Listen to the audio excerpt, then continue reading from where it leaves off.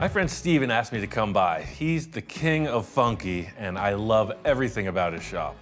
We collaborated on his Dodge Roadster a few years ago, and I'm glad to see he's still plugging away on it. The nice thing, too, is just keep on adding to it. You can always add little things here, just little details. No, it looks perfect. That's the thing, it is aged to perfection. Yeah. I put turn signals inside the lens, kind of like the old Volkswagens. I've been driving it a little here and there. It sounds good, too. Nice little miss. Yeah, right, to give it the authentic old-fashioned feeling, right? Steven is a man of many talents, to say the least. His work is all over the automotive game. Want to see what it looks like inside? Yes, sir. Come on. He and his crew restore vintage trailers with a super meticulous attention to detail. This is super deluxe. Like, if you're missing a piece of this, it just doesn't exist. You gotta make it. We make, Yeah. yes. They don't build it like this anymore. And he's also a partner in Funky Junk Farms. It's a collective of rare, unique, unobtainable things, you know, the cool stuff.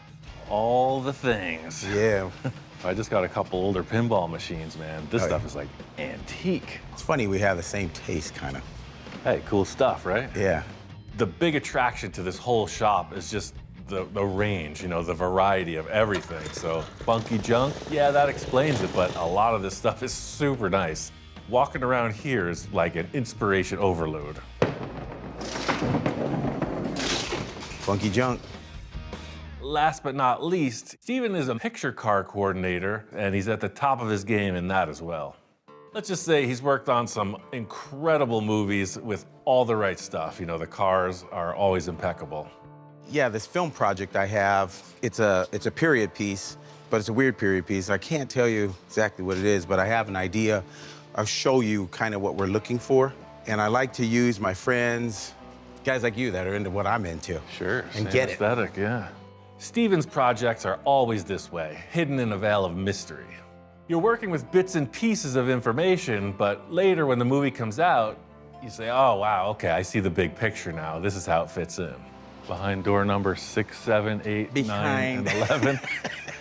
You got a lot of doors here, sir. Oh, wow. Can't have enough doors. Look at this thing. Man, this is a real pile of stuff.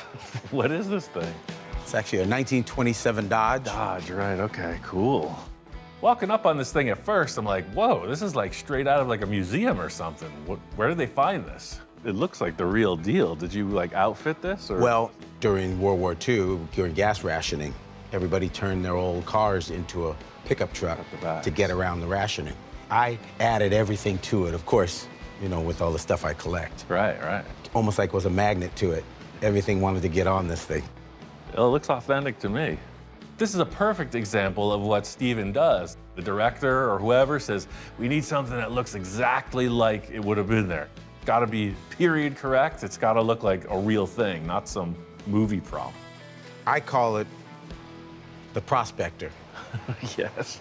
During the Dust Bowl era, right after the Depression, everybody's trying to move west for a job from Oklahoma or wherever. Right. And just gacked out the thing with everything they needed to make it across. Sure. And to make a living coming across. This is what I like about Steven's world. It's not really about making the coolest car, the meanest lead sled. There's always a unique purpose about everything. Traveling salesman suitcase back here, with shoe shiner, shine shoes, boat with his fishing gear here. Yeah, do a little like fishing, a little crabbing. Commercial fishing. No job is too big, no job too little for this guy. I understand now.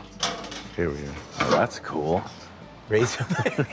Little mirror in there somewhere, too. Yeah, For the prospector on the go that needs to keep a clean face. I could relate to this guy, you know, the owner of the car, right? He's traveling around, he's got some skills, kind of homeless, but he's got all his gear. Literally, they would have thrown everything on their car, including the kitchen sink. So I think Steven nailed it on the Prospector. Oh, what the heck is this thing? That is his lucky rabbit's foot. Ooh, I don't even know what creature that came off. Just happened to come off an otter instead. This is not exactly, you know, what we're going for, but the style, you know, the period of the vehicle, and not so much of this on here, but working man's vehicle. Exactly. I gotcha. These are the loose parameters I thrive on, you know? He's telling me it looks sort of like this, it feels kind of like this, but different. You know, I love the freedom it offers and the direction, so I'm in 100%.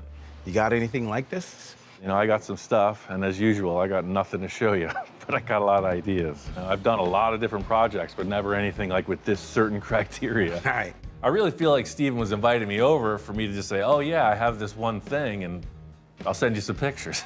But no, I think I've got a different idea. I think I really want to create something for this project. Let me get my thinking cap on. That's what my car's gonna have in the front seat, a thinking cap. And it'll just get rid of all these tools. I'm more of an idea guy. Oh, there it is, right there. Perfect. You aren't the only one with a thinking cap. Got all the gear. The conversation with Steven was pretty interesting. You know, he's talking about antiques, old stuff. I'm thinking, I live on a ranch built in 1940. This place is surrounded. It's full of that stuff. Look at this truck, for instance. This is a time capsule. This has never changed. It's been in service for who knows how many decades. You see, it's got the curved windshield, so that puts it around the mid-50s, I believe. So therein lies the catch. It's definitely too new. The treasure trove does not end here. I got another project that's a truck, and it's much earlier. Might not look like much sitting here, but this is a bona fide Model A Ford. Definitely the right era. This is one of those projects that's been in the queue for years, you know? I got it, I had some ideas, do some work, put it away. It's happened multiple times. I modified it, made the fenders a little wider. Someone had shortened up the bed on it quite a bit. It's kind of an interesting look. It's a real shorty. I just changed my mind about it a lot. That's why the body and bed were sitting in here with the fenders. But this project seems like this might be a pretty good fit for it. One of the challenges with this project and the stagnation of it is it's mixed up of all years and handmade parts. She's a biggin'. Cab is a 28, 29. The bed, I don't know what year it's from. The front fenders are 1931. The rear fenders, I think, are 31, but they're car fenders, so it's been a bit of a challenge to mate all this together. Back in the day, if you were going through the junkyard, this probably could be the same thing you'd run up against. That looks like a depression era truck, for sure. Steven's car was like a 1920-something, 30-something Dodge. This is a 29 Ford. They'd be friends back in the day. If it was my great-great-grandfather or whatever, right? He was a welder and he was in the cars and he's like, oh man, I found this clapped out old 29 Ford. We're not talking about bankers or lawyers. We're talking about the average Joe who's doing whatever it takes to keep his car on the road. And that's the thing, this looks super loose, but that's only half of the puzzle. I got the chassis, that was in storage too, and that's in a different course of development. It is a 29 Model A chassis. Basically been in and out of storage for 8-10 years. I work on it whenever I have a chance or I'm inspired. Pretty cool setup. It's been fully boxed, fully reinforced. Obviously got a V8 in it, brand new automatic trans, and the rear axle's from a Ford pickup. The whole front suspension is from Speedway. It's the drop tube axle with disc brakes, and then 16-inch rims. I was digging these with the old school Firestone tires. And I haven't started the engine yet. You know, this is a good used engine, as I'm told, ran well when parked. All we gotta do is put a bunch of parts together and see if it's actually gonna go. The old does it run quandary. One of the main requirements Steven had is it's gotta run. That way they can move it around the set, different shots, etc. If I can make it work, then it'll fit the bill. Now, a lot of those consummate professionals will say, nothing hits the floor, nothing hits the table. Every piece you come off gets bagged and tagged. This is not the case with this project. After a project's been sidelined a bunch of times over the years, you really gotta kind of sort it out, pick up the pieces and figure out where you left off. Like, oh, there's the nuts for the carburetor. Ooh, look, Volkswagen parts. Did I leave gas in it? Is there keys in the ignition? Is there oil in the engine? There's a lot of issues to contend with, and I'm kind of scratching my head, like, where did I leave off on this one? Distributor clamp. There it is. So now, Chevrolet 350 small block firing order. Everybody's got that memorized. What is it? 8675309. No, wait a second, wrong song. One of the requirements of this build is it's gotta look old, so you're not gonna see any of this mechanical stuff. So Ford, Chevy, VW, doesn't matter what's in there. You old no oil trick. There's no oil at all in there. That's one of the things that a crew has in its benefits is you could always kind of blame it on somebody else, but it's all me here and I never really pay attention to where I left off. So you're gonna have to check out multiple things. This is a custom blend of startup oil. I don't look stressed, do I? Oil pressure, check. Now for the real test. I love those swirly straws. I gotta get some more of them for my high C. As they say, it's tea time. Prepare for ignition. I heard a little something. That was close. That's a fire. That'll cook your seals. What we have here is a failure to communicate. It's a good thing the inspectors aren't here because I could see the alarm bells going off in a big way, but I know that's just a simple backfire.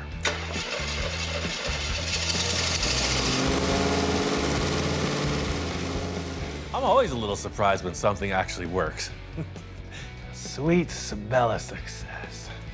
I think Project Dust Bowl is go. That's the green light I needed to see. Hollywood, here we come.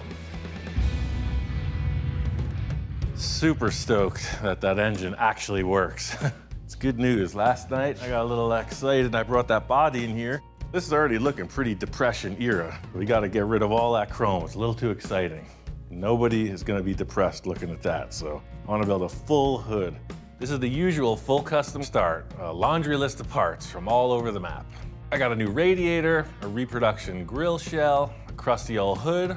Sounds like the recipe for success. Whatever I make is gonna be new material, unfortunately. So I just wanna put this radiator on, take a look. Oh yeah, there's a problem right there. Maybe that's a car hood? I don't know if there's a difference between the car and the truck body. This slimline fan, I got tons of room in here. Maybe I'll just move this thing back. I'll put the tires on the ground and see what that looks like. Cause you know, I can't just let it be a jalopy. It's gotta have some flavor to it. That's how the Russells staked their claim back in the day in the new world. Little recycling, little repurposing of used parts, and a little dog training on the side. All right, let's see how it fits now. Oh, I like it. Pretty cool, because it has a pretty sharp down turn in the hood line. Something I wasn't expecting, considering it's all stock, but hey, what do I know? Working my way front to back, this hood rig sets off a good start. It's cool, but not too custom beyond its years. You can see the hood here is overlapping the body, and then it's missing a piece in here. So I'm gonna have to remedy that. First step in this hood rejuvenation process is to add some support. We gotta lock it in place to keep everything in line. Maybe we'll make these lower panels first, and then we'll patch in the sides. These hoods are typically hinged in bore pieces, and I never like the way they fit. They always seem like they're kind of jacked up. I'm gonna weld these to this, that way it's a definite fit.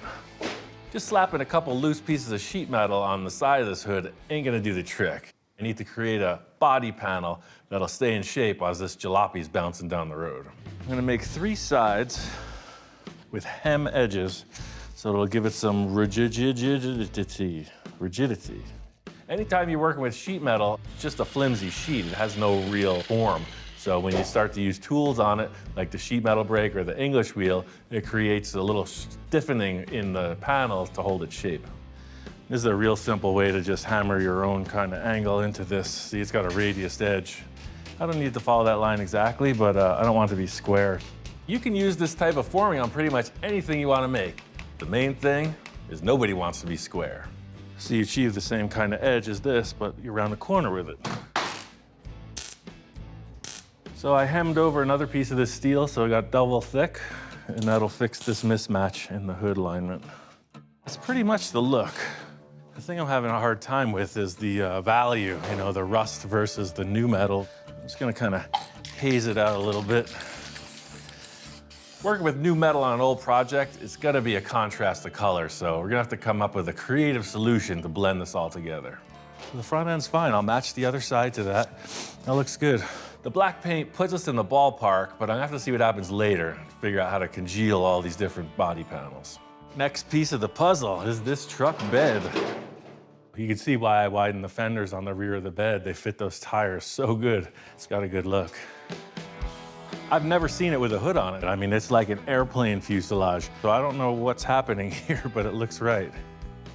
It's like, what would a guy in the Dust Bowl do with this? Would I have just left it like this? Nope. So what are we gonna do? That was a question. What are we gonna do? Looks like I'm gonna have to channel me old grandpappy and consider the needs of my truck back in the days of old. Getting that hood on there, it's looking like a Model A Roadster pickup. Now that I got all that modern stuff tucked away, it looks pretty period correct. That being said, with the gas rationing, truck bed is definitely in order. It's gotta have one. And being that it's been shortened already, I'm gonna need storage, going across the Great Plains, etc. I think the first thing I would do is put a roof rack on it. And this particular build has its own parameters, but I'm up for the challenge. This is the Depression era, so materials are pretty scarce. You wouldn't have any of the stuff I usually use, like with the tube bender, a modern tubing, anything like that. So I went over to my friend's house and picked up a bunch of rusty material from out of the back. Got some square tube, found some rebar, piece of angle iron, standard issue stuff you would have seen back in the day. Even though this rack has to be functional, for me it's all about style. It's got to have some character that adds to the vehicle. Kind of like some wrought iron work, but it's a roof rack. If you went and put a big utility roof rack, right? I'm thinking like a welding truck, right? Front to back. It wouldn't look like a Roadster pickup anymore, It would look like a box, basically. So I'm thinking about an abbreviated version, something that looks kind of lightweight, but definitely strong enough for you to hold some material. The only obvious choice is to channel great-grandpappy Roussel. Ask him to help me envision my vision. So I put myself in that mindset and I say, here it is, self. We're in the 1940s. I envision a MIG welder and a self-automatic darkening welding helmet. That would be my first, there it is. That's my first wish. This unit right here. That would make things a lot faster. Then I'd like an electric angle grinder, an electric saw, and a beautiful workshop to do it in. Just like my old Pappy Roussel back in the day. We're gonna work with what we got and try to make it happen. First things first is the line of the roof, It's gotta look right. So as usual, it's time for a little of that envisioning procedure. And I like the height of the windshield pillar. So I think the rack will maybe just have a little rake to it. I wonder what happens when I sit in there. So that's with no seat pad. Tell you that, Ian, 80 years ago, should have double-checked his door hinges. Looks like it has plenty of headroom. Still has its streamlined appeal. I'd say Operation Roof Rack is a go. Oddly enough, great-grandpappy Roussel works solo in his shop also. It's a great family tradition. Even in the fantasy workshop of the future, there are always technicalities. All right, so I'm gonna make a square and then set it on the car and measure it. My shop is anything but an assembly line of repetition. It's kind of like free thinking, anything goes. The new and the unusual is what I'm looking for. Sign of the times, I'm out of angle iron. I only found one piece in the scrapyard, so I'm short on the front. But I found this other piece that might be kind of interesting. It's got a nice rolled edge on the front. It's like when you're looking at the front, you're looking at this instead of a piece of angle iron. I'm also trying to make all the welds count too. You can see how it interacts with the rust. It looks kind of antique. If I go and sand anything, it's gonna be shiny. Now let's stick it on that car and see what happens. I like how that visor comes off. Front of it's cool. Back in the day, when you had to get it done, you used what you had. To start this part of the project off, I created these little pieces that insert into the stake pockets in the truck bed. Now we're getting in the ballpark. Looks kind of like gangster station wagon now. I'm feeling it. It's got a little bit of an attitude. But these uprights are definitely too flimsy in the back. Instead of replacing them, I'm thinking about adding more. It's like I want it to be a little bit ornate, but definitely, you know, seat of the pants fabrication. Let's pop one of them in there and see what happens. You see, it's starting to give it like a balance of light and texture. Is this a truck or is it a station wagon now? Let me clean my ears a little bit. Think this through. This is one of the problems with winging it. You know, you veer off the straight path, you make a couple decisions, and then you got to recover from it. Typical stuff around here. I mean, I like it, but I want to really like it. Pappy don't drive no grocery getter. We got to keep the full custom flowing. See where this takes us. There's no sleep for the weary in the Dust Bowl. I had a few ideas about enhancing this roof rack, and I was itching to see how they looked. I got this rack in order, and I felt like it just needed more. Just this, it seemed like, you know, what is it gonna be, like a woody wagon? So I went ahead and added this top element to it, stuck them on to appear as if the pillars were coming through, and then this round rod hoop around the top. I think it finishes it off, you know, it really looks like a material rack and not just kind of some abbreviated shape of a body. What I find best with most of my process is just winging it. Go in with one hard idea and let it develop, you know, kind of organically. It's like, look at it and adjust as necessary. Now it's starting to get a little flavor, you know? Starting to feel a little more like a work truck. So typically, like with a work truck, you know, you got a roof over your head. And, you know, I'm thinking about the sunlight too. I think I want to make some kind of shade canopy over the cab portion of this. You know, it's got to look period correct, right? So it wouldn't be anything fancy. And you could just put a piece of plywood up there, but was plywood really around in the 40s? I don't know. I was like, oh, well, tarp would have been around, like covered wagon kind of material. This looks like it's been laying around the farm a bit. Do a little Honest Ian's custom upholstery on this jobber. You know, this is definitely a first, doing the old covered wagon. It's a sewing table. It's a chassis jig. It's a layout zone. It does all the things. I like that stain. It's like it's had some use in its life. It's had some stories behind it. Ever-evolving world of my upholstery apprenticeship. Grandpappy would be proud. These are like you see on the corners of every tarp you buy in the world. It's a kit to put these grommets in. There's a reason this process could have existed in the old days. It's very straightforward. You punch a hole in the material, you put the bottom of the grommet in, put the top piece on, and whack it into place. And voila, instant covered wagon material. Got my cape. Let's see if this thing flies. You know, this movie prop is period correct. It's as if it was built back in the day. But hey, don't get carried away. This is my fantasy. Back in the day, I had a cordless drill. Nice and taut. It's like old Pappy Roussel took his covered wagon skills and transferred them right over to his work truck. I think he'd say it was custom yet affordable. Been thinking of like accessories to, you know, dress this thing with that would be sort of period correct, you know, and this property is super old. It was here since 1940 and all the old man's tools were here on the property also. So there's one thing in particular that I just could never part with. The interesting thing about this property was it was truly an estate sale. They never got rid of anything and it all came in the package. This is one of the artifacts that came with the ranch. Look at those wagon wheels, super cool. It's the old man's welder, and it looks very authentically old. This in the back of that truck would be like, oh, it's an old antique welding truck, right? Just stick it on the car and see if it looks right. It's like Ben-Hur and his chariot up in here.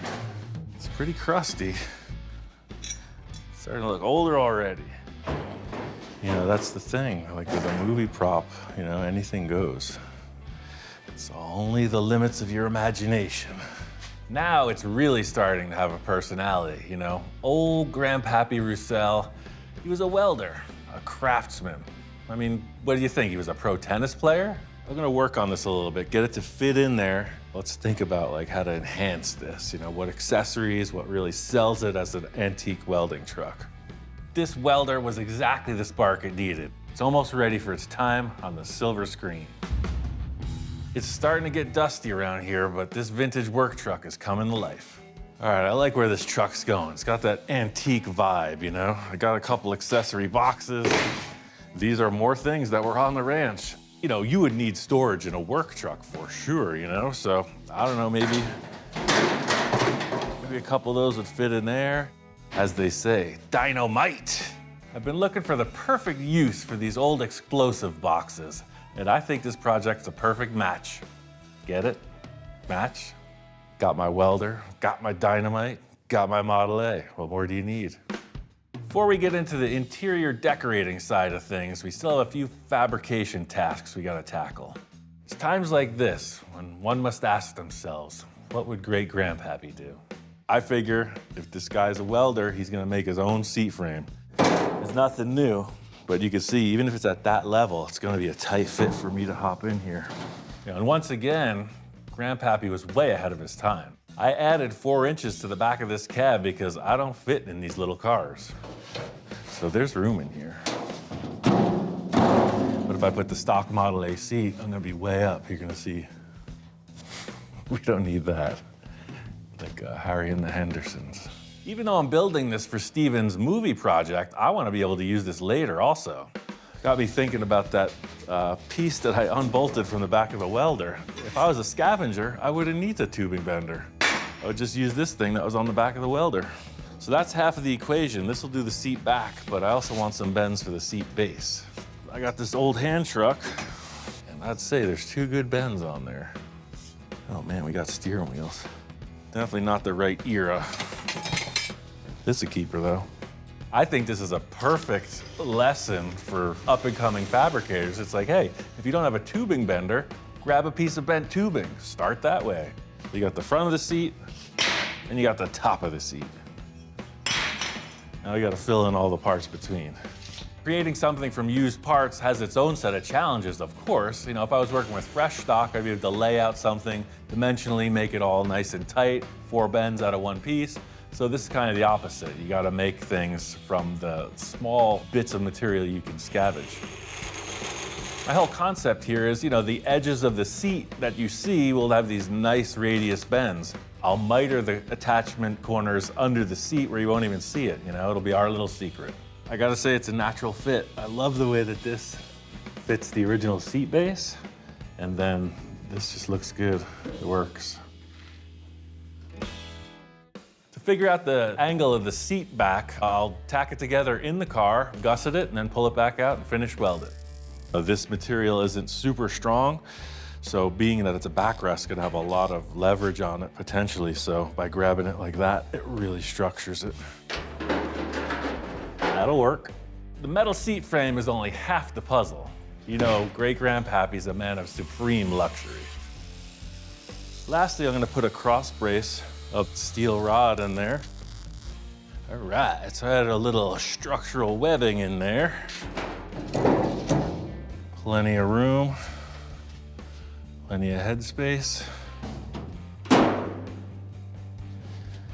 just need something over here.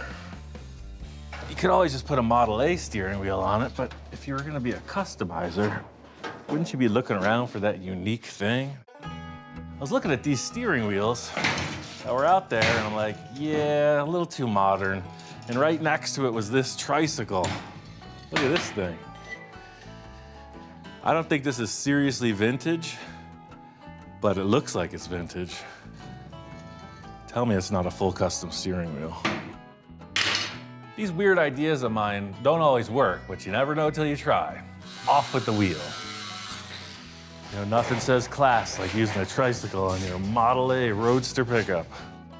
Once again, I'm truly making my 7-year-old self proud. If I could only see me now. I think a little spacer, and a little steering wheel. Got some sitting, we got some steering. I don't know if Pappy was into tricycles, but if he was, I know he'd be proud. I've never had a tricycle wheel steering, so this is a first. This is a momentous occasion. Sometimes you take a detour to get to where you need to go. Next step, full custom upholstery.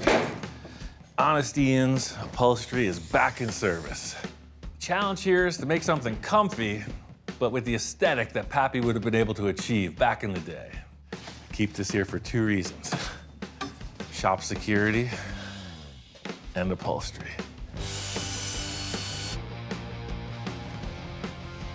Some of my time spent at the sushi bar. This is a real creative process because it encompasses a lot of stuff. Set design, car building, character creating.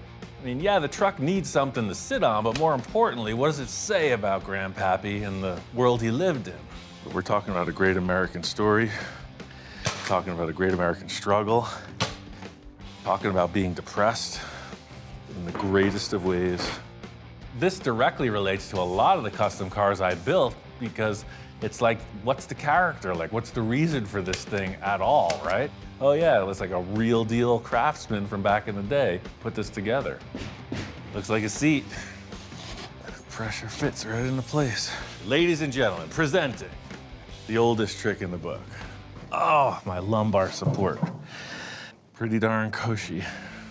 I like it because in here it has like that chop top feel. Like even though it looks a little bit like Fred Flintstone's car, it still feels pretty special.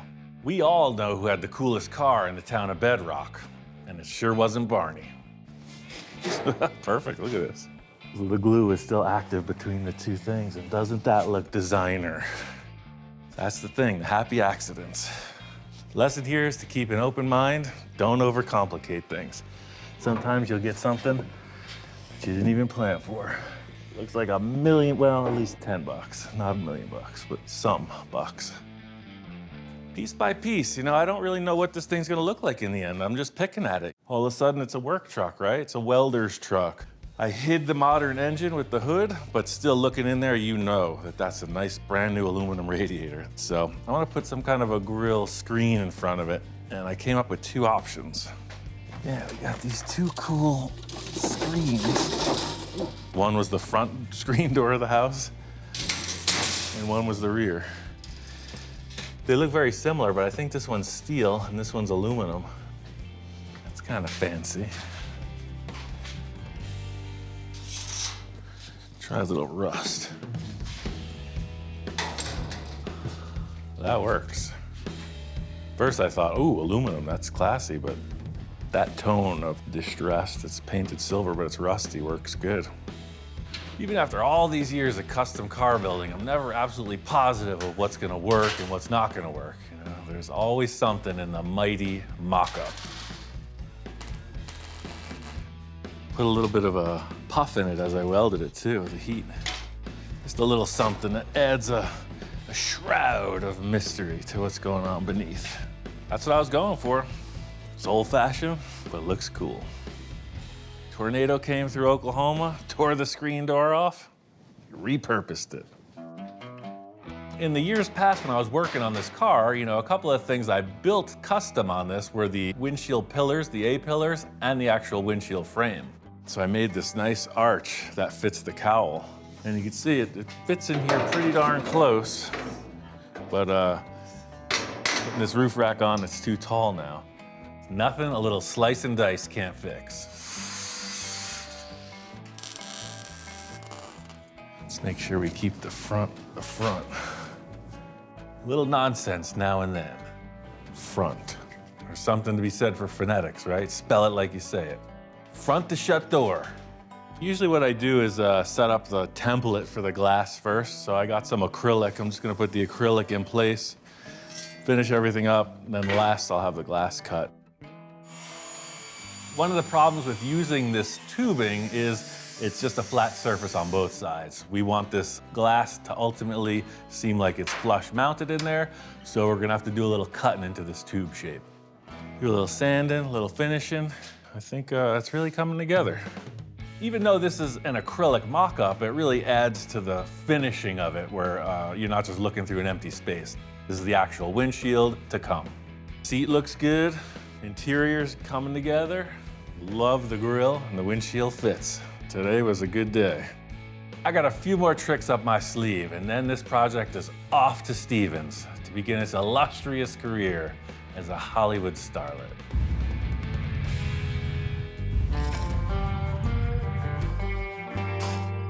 I got my fanciest hat on. I'm doing all I can to channel old Grandpappy into this car. There's one thing I know about this career. Keep it unconventional. I think it's high time we brought a little prospecting into this build. Before you think I've gone completely off the deep end, panning for gold in the desert, give me a chance. I haven't completely lost it. Not yet, at least. For this next experiment, I need a little bit of desert, a little bit of water. See, I got my sifting machine set up out here, so I can get only the finest grind. You don't want no rocks, no sticks, no seeds, no stems. So what you got inside there is authentic, clean, sifted Mojave Fresh. I always try to keep my mind open, look for different ideas, techniques when it comes to car building. Sometimes they come out of left field, but if you want different results, you gotta take different approaches. I figure if I want something to look like it's been out in the desert for a long time, might as well just use the desert. I had acquired all this stuff through the years, it was predestined to have this type of headlights, the bumpers, etc. The mix up between the 31 kind of graceful fenders and the earlier cab, pretty cool to see it all coming together. When I assembled this car, I quick spray canned it because, Fords are black, right? It still just looked too fresh. It still shows all the work and the welds. It's pretty rough. It just needs a little grit, It needs to look like it's been through something. It's got the history, and I'm gonna give it a whirl. Let's see what this process will do. I picked up one of these. It's a texture gun, like you spray textured walls with. And I was thinking, why don't I just texture the car with sand? Make it look like it's been all dustified. Drywall, dirt, it's all the same in the end, right? I guess we'll see. I've had more harebrained schemes than this, some kind of plastic melting bubble top thing, but this is pretty interesting. Let's see how it pans out. Probably the rarest thing in the desert, the old H2O. And add some air to the equation, and add a little mud to the equation. You might be wondering where I got this super cool scoop. The Volkswagen valve cover, a little bit in every project. I gotta say, some people might do a test piece. Not me. I'm just going for it. I'm thinking that this process is gonna be similar to spraying metal flake, in a paint job. So you have this solid material and you want to broadcast it evenly over the surface. I got to keep mixing it up in there to get it to flow evenly. I don't want any blotches. That's the thing about winging it. You got to pay attention. You got to adapt as the process unfolds. Yeah, look, now it's just about at the right ratio. If only great Grandpappy could see me now, he'd say, son, you done lost your mind. This area of the fender here would have a lot of mud and sand coming off of it. I'm trying to bring that. Yeah, the natural look of this car going through a rainstorm in the desert multiple times would be just that, showering effect, dust landing on it. And I'm trying to give it a little of all that action. It's like a desert rain shower. All the authentic grit and mist and filth. It looks real. This is good fortune. It's almost like pennies from heaven. It's working, by golly. So this is what a car would look like, I think, if it drove here from Oklahoma through the desert. The stippling of the water, hitting the sand and actually gluing it to the car. But you see it mellowed out the chrome on the rims. That works. The tires look like they've been scrubbing through the desert for years. I like it. This might be the most important effect of the whole process. You had so many values of new versus old, etc. Adding this application really looks like the car was put together in one session and used. A few more details to put together and it's ready to show to Steven. This project definitely turned a corner. I started, remember, with nothing to present to him. And I just went out on a tangent with this. I'm feeling pretty confident it's gonna fit the bill. Let's see what Steven thinks. I haven't talked to Steven since the day I left his shop, and I'm kind of curious as to what he's gonna have to say about this. What do we have here? It's a little bit of everything, but it's basically a Model A. Just parts I had laying around. Like they would do back in the day if they're building something on a farm. That's what it should be, is pieces of everything. Looks great. I like the stitches, the welds on it. I was thinking if this character was a craftsman, he was more like a metal worker, like a welder, so I just left everything showing. Which is perfect. I love the wheel wells, the fenders. with that spare tire piece in there. Taillights look good on here, the way Model they T. set. Model, yeah, whatever's laying around. Nail, even the canvas on the roof up there. It's gonna work. I think Steven treated this project with me much like I treat a project with the other people I collaborate with, you know? Tell them just enough so that they can work forward on something, but not so much where you're gonna dictate the end result. Check out the steering wheel. You know your funky junk. Name that part. Where'd that come from? This came off an old tricycle. Bang! He knows the unit. But you also dared and put it on there. Great steering wheel. The more time he spends looking it over, you know, I see his head nodding and he's like, yeah, this is like real steel. This is not a fake movie prop. It's an actual Ford vehicle. Does it run? But the good news is everything underneath is modern. It's got a Chevy 350. Drivetrain is brand new. It's just perfect. So if we were shooting out here, you could see how perfect it fits for the look. Just This is Wild West, man. What more do you want than a jalopy out west, right? And nothing sells a car like the test drive. You ready? Sure. Hop in. It's all you. All right. Now that's a positive. I really wanted Steven to just get in there while the engine was cold, start it, and drive it, because like this is what you're gonna get on a cold start and how it runs. So this is about the speed we'll be going. Looks good, man. 20 times. Right. Through the shot. I mean, that's the whole thing. A car sitting in the garage is one thing, but when it's out in the desert, on the movie set, as he's kind of envisioning it, I think that seals the deal. Feels great. My favorite thing about it, like with so much, is the stance. It's like, it looks kind of like a jalopy, but it's got a cool line. It's a little bit chopped, it's a little bit raked. I love the front grille specifically, that mesh. The Model T taillights on the back, they're a little funky. And then the roof rack, that's my favorite thing. It's got a good look. And then back to one. This project is unique in that it had an end goal. I don't know, maybe I'll start with a cartoon character for real next time and then build a car towards that. I can see the smile from a mile away right now. It's a cool car to drive. Man. How's it treating you? Perfect. Perfect picture car. Nice. Well, I learned from the best, man. I did exactly what you told me. Come on. No, it's great because it goes forward, it goes reverse, it turns, it stops, it doesn't overheat, especially when you only have one. We don't have a backup. This is it. That's So the it's story perfect. of my life, man. I got no other plan B. You actually look so good in that thing. I love it, man. I feel like an Okie from Muskogee. Yeah. Heading out west. Great job. Great job. You made my job a lot easier. With every project, that's always what I'm looking for. Thanks. You done good. To pin that for him on this project, I feel good. Have fun out there in Appreciate TV it, land. man. You could drive it home. I don't need it anymore. No, I don't like using my movie miles on the street. Gotcha. We'll put it on a collar. Yeah, it's always on borrowed time, right? That's right. Another project checked off the list. You know, I did not see this one coming, but it ended up really good. I got so many ideas I've been ruminating on. It's nice to get this project out of the way. Next project's gonna be pretty wild. I can't wait to get started.